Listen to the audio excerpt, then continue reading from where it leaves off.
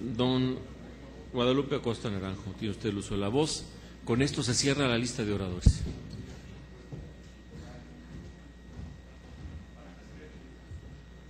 Gracias, señor presidente. Pues, para solicitarle a este pleno de la Comisión Permanente que, más allá de que votaría a favor de que se apruebe esta comisión plural, una nueva comisión plural que intente en esta ocasión ayudar a acercar las posiciones de las partes y a facilitar el diálogo, más allá de que votaremos a favor de esta solicitud. Lo que verdaderamente debería de escucharse en las oficinas del Poder Ejecutivo es la necesidad inminente de que se conceda el derecho de audiencia a dos trabajadores que han decidido llevar al límite sus convicciones en la defensa de lo que ellos creen justo, que es defender la permanencia de la compañía Luz y Fuerza y sus puestos de trabajo. Me parece que lo que no debería de haber discusión de nadie de los que estamos aquí es que si el derecho de audiencia, que es absolutamente consagrado para cualquier ciudadano, lo debiera de ser más para quien tiene 90 días por una decisión personal en huelga de hambre. Puede que compartamos o no los métodos,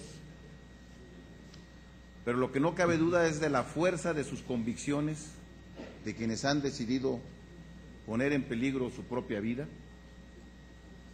para poder conseguir sus objetivos. Los trabajadores electricistas, sin ninguna duda, por desgracia ya, van a tener repercusiones en su estado de salud, probablemente de manera permanente, independientemente de que levantaran en unas horas más su huelga de hambre. Nadie puede, sin tener consecuencias físicas, sostener una huelga de hambre tan prolongada sin que esto no tenga ya un costo para su propia salud. Seguir prolongando esta huelga de hambre por el hecho de que no se acepte que puedan ser recibidos, me parece insensibilidad extrema. Más allá de que en el gobierno se crea de la justeza de la desaparición de Luz y Fuerza, lo que no puede negarse es el derecho de los trabajadores a ser recibidos y escuchados por las autoridades. Eso es lo que no puede negarse. Y los legisladores, los senadores y los diputados que estamos en esta comisión permanente, deberíamos de exhortar,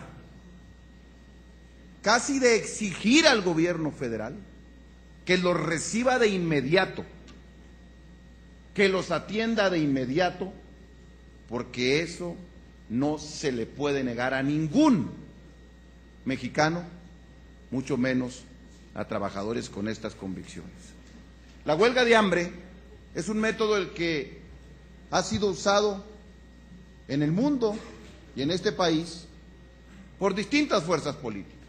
Manuel Cloutier encabezó una huelga de hambre para exigir que se abrieran un debate sobre la necesaria reforma política electoral después de 1988.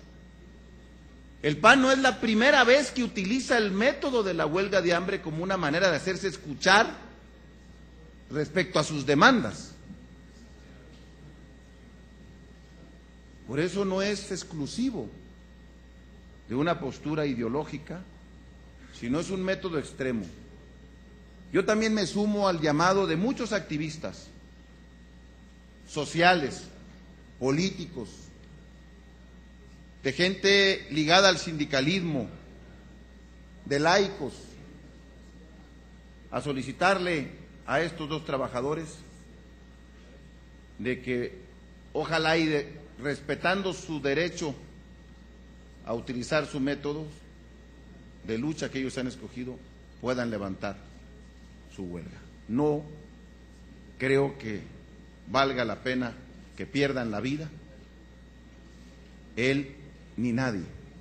Respetaremos su decisión y lo respaldaremos, sin ninguna duda, pero ya son muchas voces las que se suman, porque sí están en una huelga de hambre real y están en peligro de muerte inminente.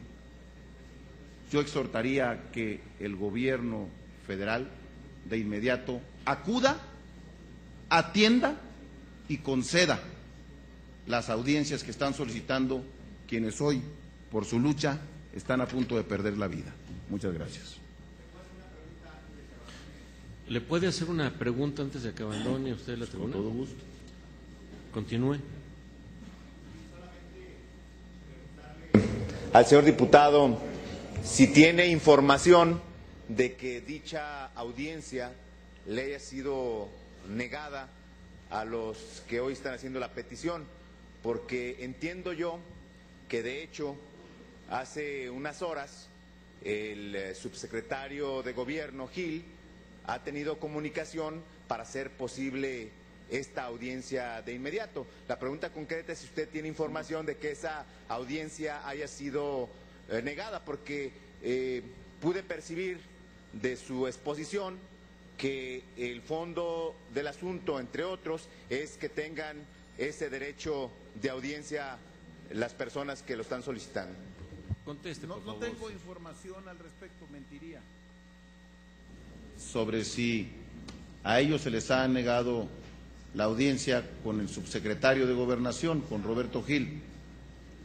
Lo que yo entiendo es que ellos están solicitando es entrevistarse con el titular del Poder Ejecutivo Federal,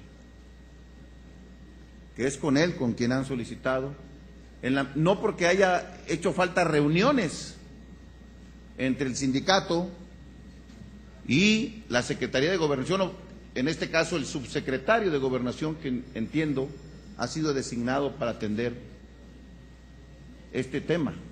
Entiendo que se han reunido en múltiples ocasiones y que no han podido conciliar criterios, y que por esa razón estos dos trabajadores han solicitado una audiencia con Felipe Calderón. Yo creo que es a eso lo que ellos se refieren. Volverse a reunir con Roberto más allá de cualquier circunstancia, a ellos no les satisface. El derecho de audiencia no es exclusivo para un funcionario.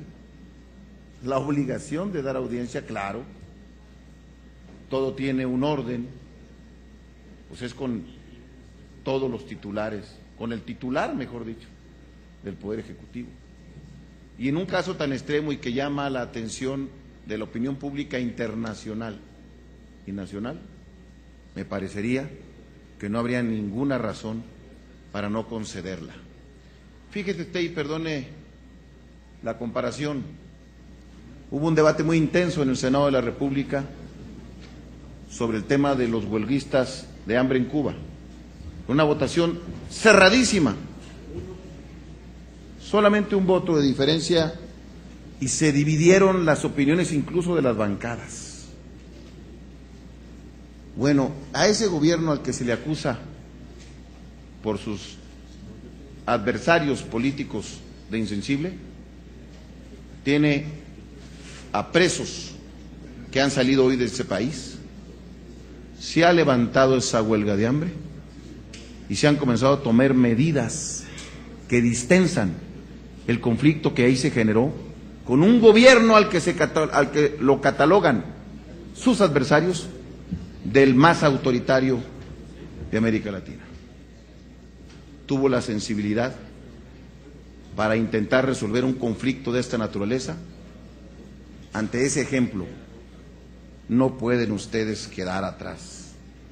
Por el bien de los trabajadores y de la democracia, del ejemplo de diálogo, de discusión y de encuentros, que cualquier ciudadano tiene derecho, máxime cuando alguien está poniendo en peligro, no está poniendo en peligro, tiene ya consecuencias físicas, las tendrá irreversibles en muchos casos por sus convicciones, y eso debe de respetarse. Ojalá ese ejemplo de Cuba pudiera por lo menos ponerse en práctica en México. Muchas gracias. Le ruego al